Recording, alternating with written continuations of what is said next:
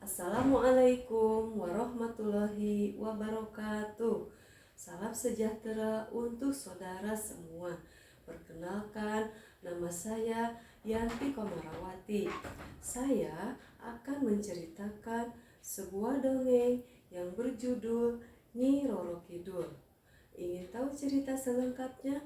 Yuk kita simak sama-sama. Lanjutkan ya. Legenda Nyi Roro Kidul adalah salah satu cerita rakyat yang sangat terkenal di seluruh Nusantara. Nyi Roro Kidul dikenal sebagai ratu penguasa Laut Selatan Pulau Jawa. Pada zaman kerajaan Pajajaran purba, hiduplah seorang raja bernama Raja Mundingwangi atau dikenal juga Raja Siliwangi ke-6.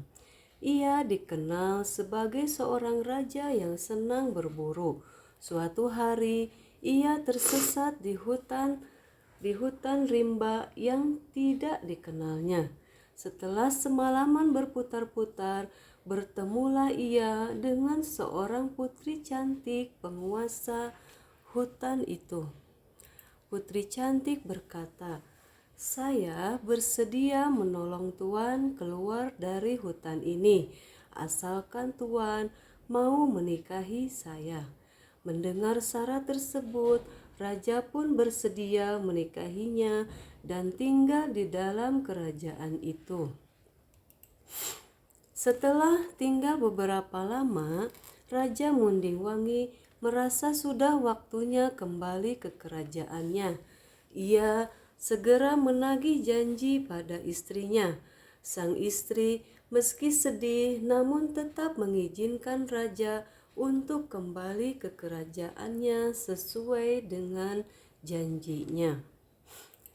Raja Mundingwangi pun diantar keluar hutan dan si putri pun berkata, "Kakanda, sesekali datanglah menjenguk hamba." Dan raja pun menjawab, "Jika ada kesempatan berburu, aku pasti kemari."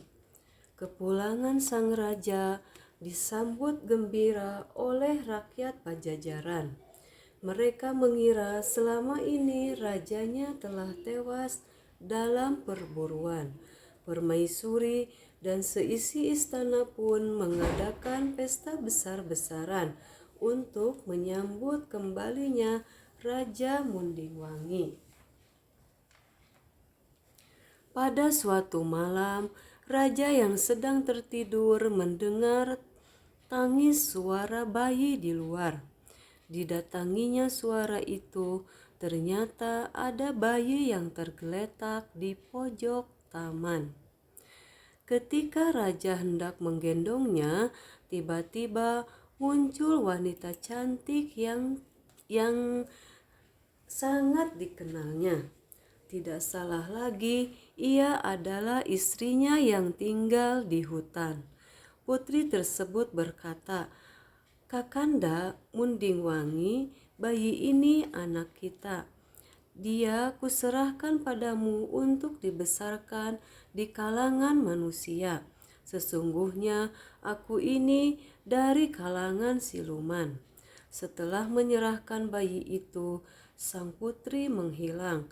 Raja Mundingwangi pun tercengang kebingungan. Namun segera ia melaksanakan amanah itu. Bayi itu dibesarkan di istana dan diberi nama Putri Kadita. Putri Kadita tumbuh menjadi gadis cantik nan baik hati.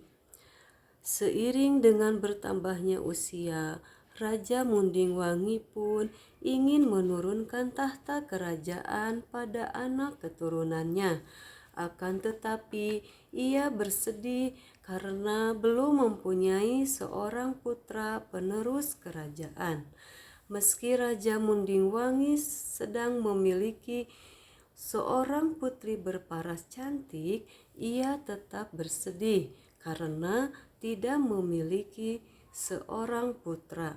Demi mewujudkan keinginannya memiliki seorang putra, Raja Mundingwangi pun akhirnya memutuskan untuk menikah lagi atas persetujuan putrinya. Ia kemudian memperistri Dewi Mutiara. Setelah beberapa waktu, Dewi Mutiara akhirnya mengandung seorang putra.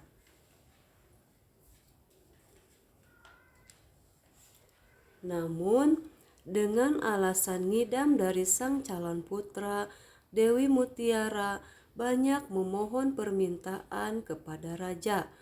Ada saja permintaannya yang harus sang raja turuti. Suamiku, aku ingin makan makanan istimewa kerajaan setiap hari. Ini permintaan bayi dalam perutku. Baiklah istriku, akan kuperintahkan mereka untuk memasak masakan istimewa setiap hari. Semua permintaan Dewi Mutiara dituruti, namun semakin lama permintaan Dewi Mutiara semakin aneh. Pada suatu siang, Dewi Mutiara kembali mengajukan permintaan aneh yang menyulitkan sang raja. Suamiku, selama aku hamil, aku merasa aneh pada Putri Kadita. Bolehkah aku meminta satu permintaan lagi? Katakan saja istriku, aku berharap Putri Kadita tidak berada di istana ini lagi demi kelancaran kehamilan putraku. Raja sangat terkejut mendengar permintaan Dewi Mutiara.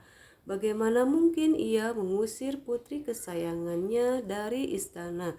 Karena permintaannya yang sangat tidak masuk akal, raja tidak mengabulkan permohonan Dewi Mutiara.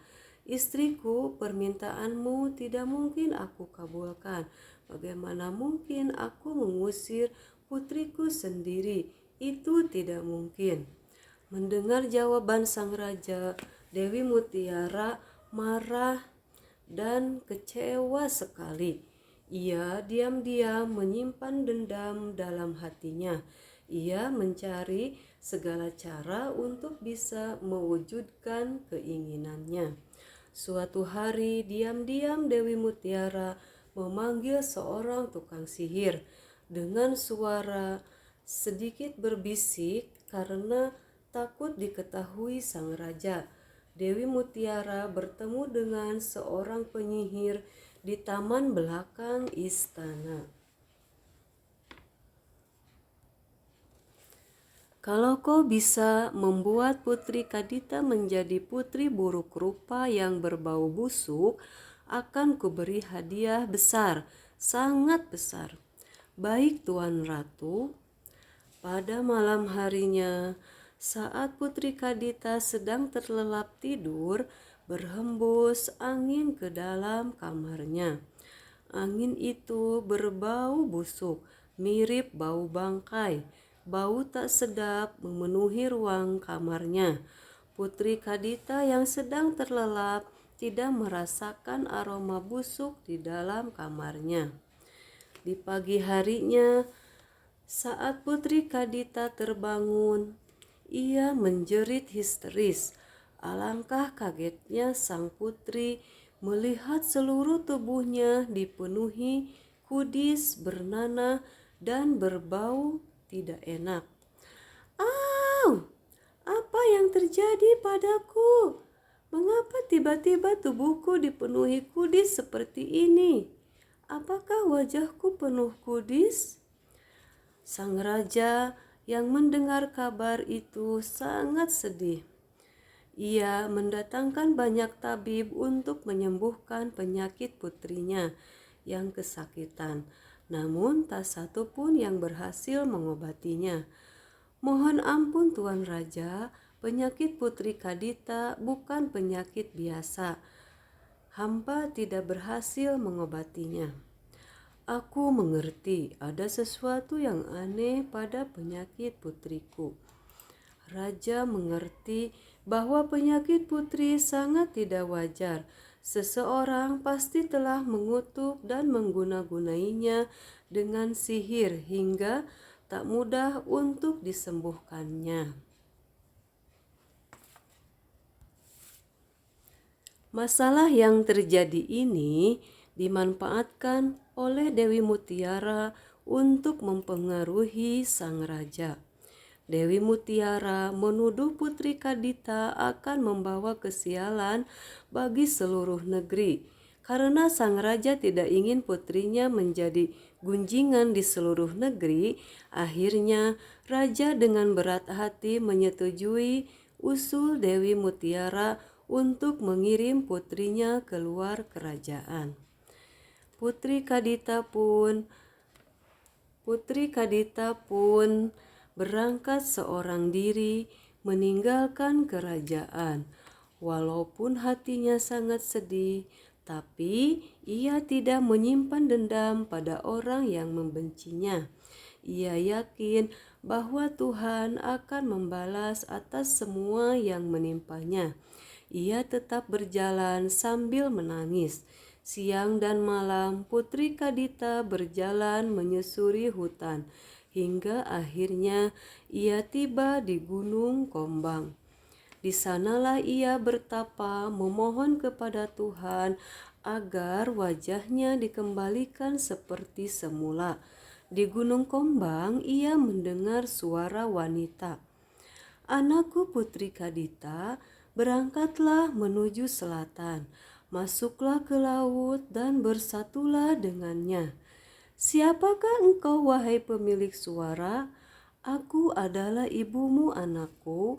"Ibu, mengapa ibu tidak menampakkan diri?"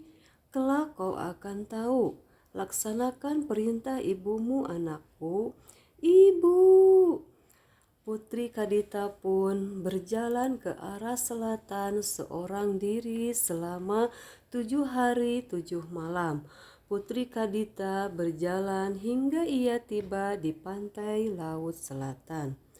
Putri Kadita berdiri memandang luasnya lautan yang penuh dengan ombak. Ketika ia sedang terdiam, lagi-lagi ia seperti mendengar suara memanggil agar ia menceburkan diri ke dalam lautan. Semakin lama, suara itu semakin kuat terdengar, sehingga membuat Putri Kadita menjadi penasaran. Masuklah ke dalamnya dan bersatulah dengan lautan. Masuklah ke dalamnya dan bersatulah dengan lautan. Dan akhirnya dia pun mengikuti panggilan tersebut. Dia berjalan terus menuju laut lepas. Ketika tubuhnya tersentuh air, tiba-tiba tubuhnya pulih kembali.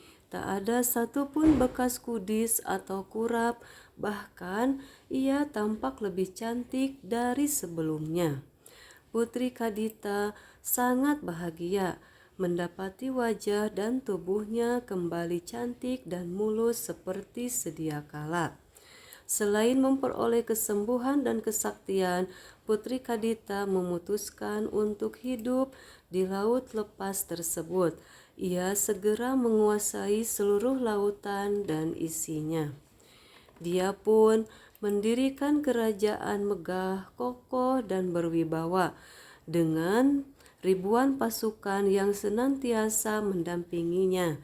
Dia kini yang disebut Nyi Roro Kidul, Sang Ratu Laut Selatan Pulau Jawa.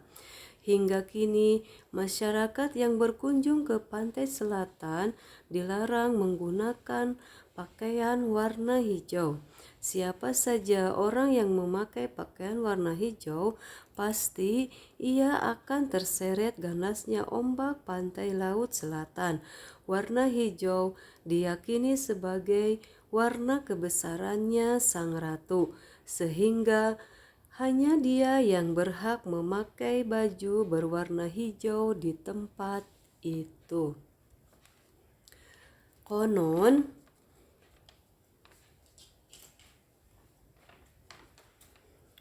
pantai pelabuhan Ratu merupakan tempat persinggahan Nyi Roro Kidul yang tak jarang menampakkan diri dengan mengendarai kereta kencana dan memakai baju berwarna hijau.